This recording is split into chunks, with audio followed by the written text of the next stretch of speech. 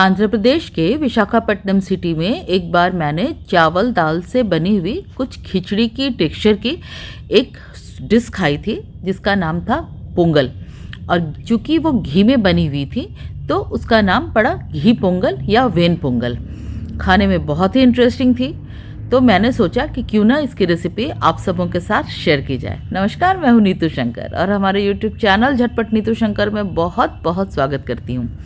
और आज मैं आप सबों को अपने साथ लिए चलती हूं विशाखापट्टनम यानी आंध्र प्रदेश और खिलाती हूं घी पोंगल, वो भी मेरे स्टाइल में आप सबों के लिए।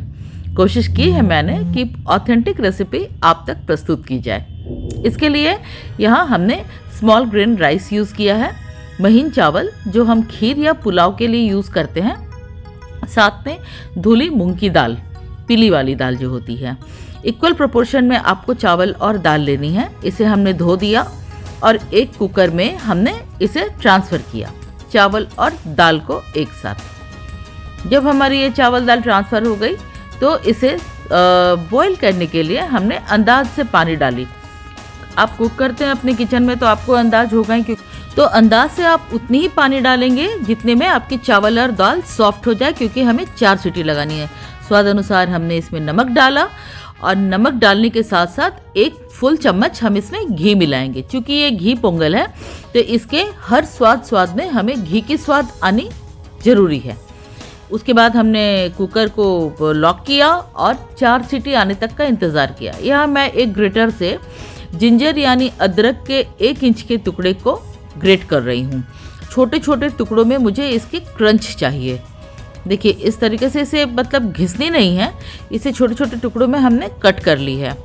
तो इस तरीके से एक प्लेट में बघारा लगाने के लिए हमने अदरक के 1 इंच के टुकड़े लिए हैं, साथ में एक सूखी लाल मिर्च है, कुछ हमने पीनट्स लिए हैं, वो 1 चम्मच से आप जितनी आएगी आप ले लेंगे, काजू है और ब्लैक पेपरकॉर्न यानी गोल मिर्च है।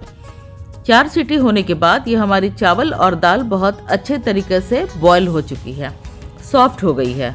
तो इसे हम थोड़ी थोड़ी सी चम्मच से मिलाएंगे। मिलाने के बाद इसके बघारा लगाने के लिए एक पैन में हम घी लेते हैं। घी हमें अच्छे से लेनी है, यानी 2 से 3 चम्मच हमें घी लेनी है।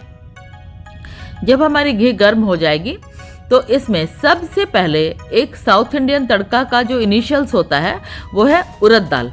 तो करीब 1 चम्मच आप उड़द की दाल घी में ट्रांसफ़र करेंगे। जब थोड़ी सी उड़द की दाल तड़कने लगे उसके साथ पेपरकॉर्न्स जो हमारे हैं यानी गोल मिर्च वो दे देंगे, और साथ ही साथ जितने हमने प्लेट में रखे थे ना वो सारे मटेरियल्स को आप घी में ट्रांसफ़र कर देंगे। देखिए ये हमारी तड़कने लगी।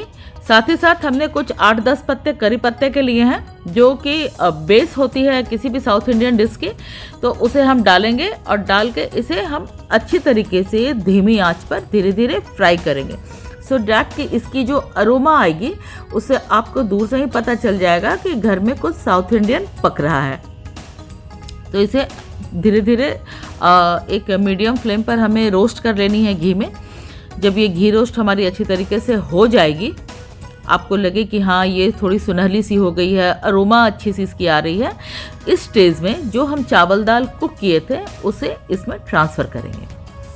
और अच्छे तरीके से इसे ट्रांसफ़र करने के बाद हमें देखिए इसे खूब मिलानी है, बढ़िया से मैश करके हमें मिलानी है, सो डैट कि ये अच्छी तरीके से उन तड़के वाले मसालों के साथ मिक्स हो जाए और इसमें से एक खुशबू आने लगे और ये अच्छी तरीके से हमें लगे कि ये खाने को तैयार हो चुकी है। आँच को बिल्कुल धीमी रखनी है और धीरे धीरे हमें इसे मैश करनी है। पूरे प्रक्रिया में करीब 1 से 2 मिनट लगता है। ये देखिए हमारी घी पोंगल या वेन पोंगल खाने को पूरी तरीके से तैयार हो चुकी है। ये बहुत लाजवाब डिश है, एज वेल एज बहुत हेल्दी भी है।